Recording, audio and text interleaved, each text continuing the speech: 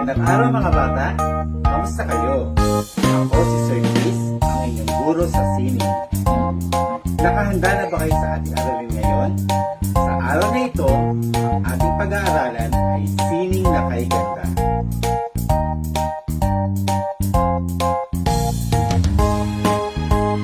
Sa paggamit ng module na ito, may mga dapat tayong tandaan.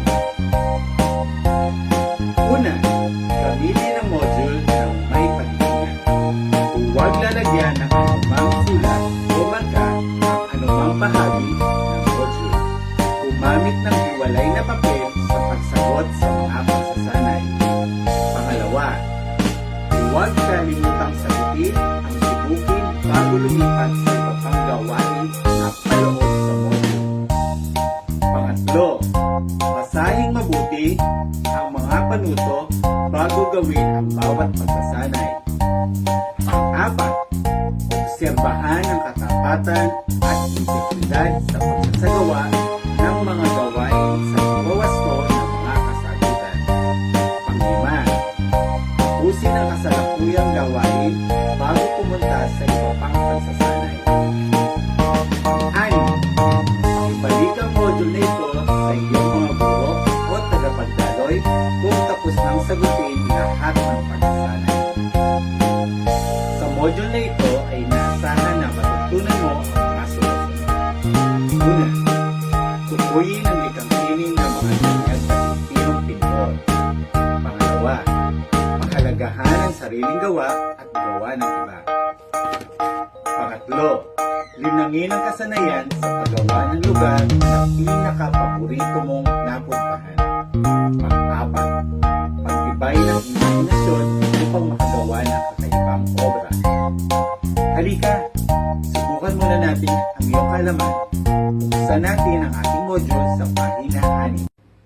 Lagyan ang mga sumusunod ng likhang sining ng hugis buwan kung likha ng tanyag na Pilipinong pintor at hugis bituin kung hindi.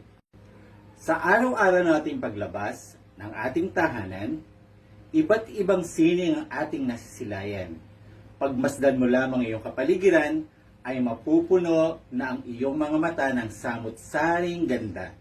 Maging likha man ito ng kalikasan, ng tao, ito'y karapat-dapat na ipagbalaki at pagyamanin.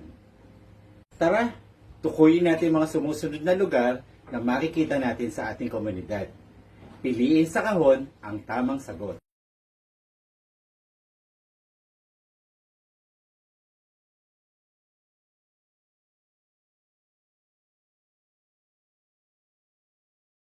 Naranasan mo na ba na maglakbay-aral?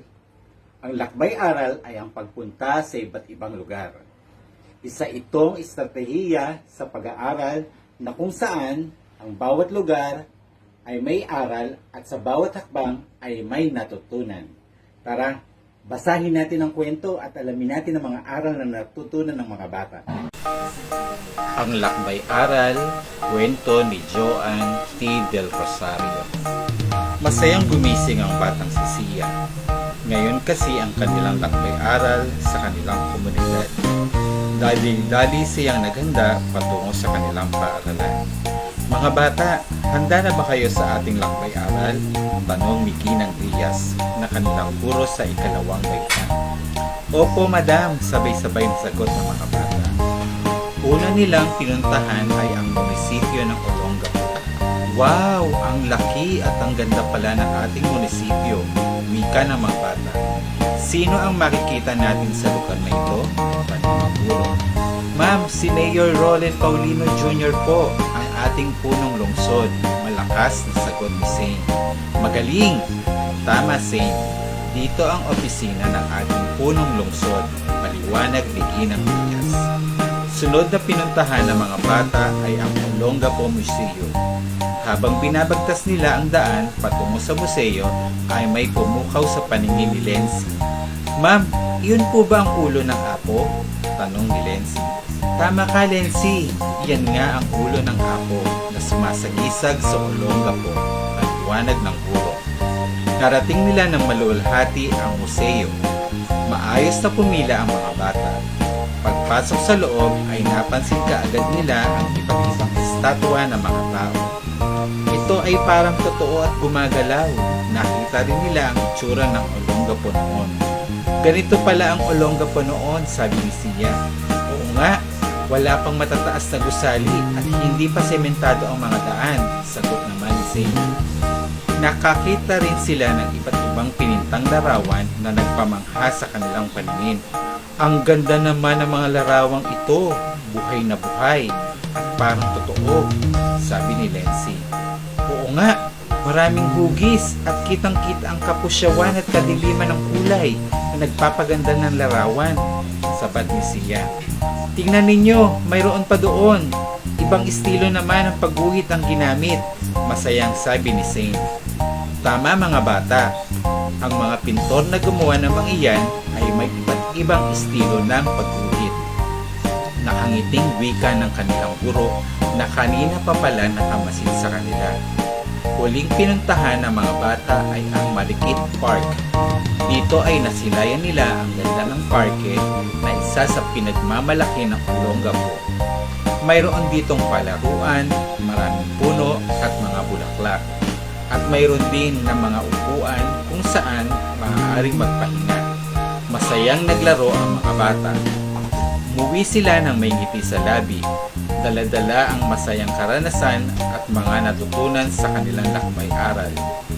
Ayon sa kwentong binasa mo, pare-pareho ba ang estilo ng mga pintor sa pagguhit? Bakit? Pagmasdan ng mga likhang sining ng dalawang tanyag na Pilipinong pintor. Ating sagutin ang mga katanungan ukol dito. Una, ano ang napansin mo sa mga larawan?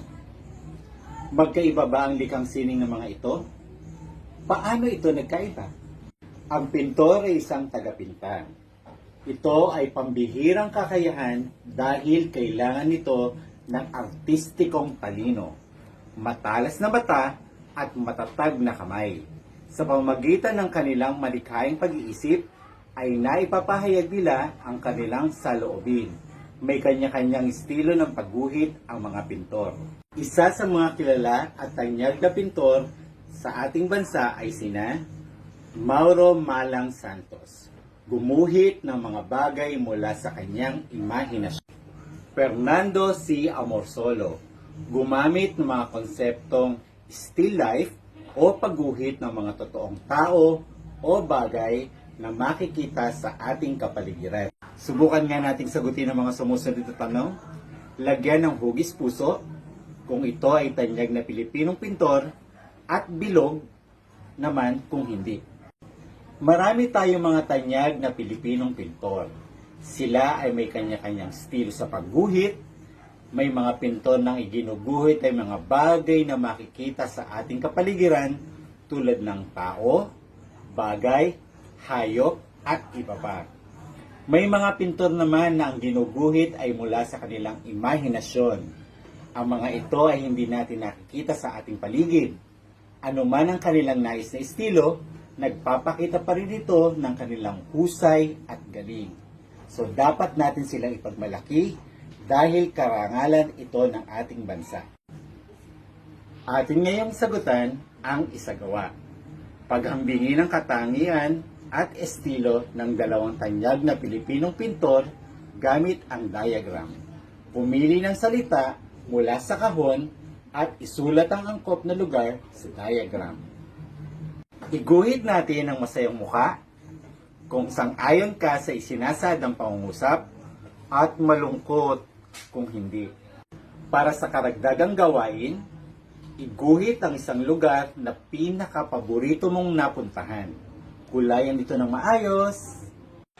Naintindihan nyo ba mga bata? Nagustuhan nyo ba ang aralin natin sa araw na ito? Mabuti naman kung ganon. Pansamantala muna ako magpapaalam. Hanggang sa muli, paalam!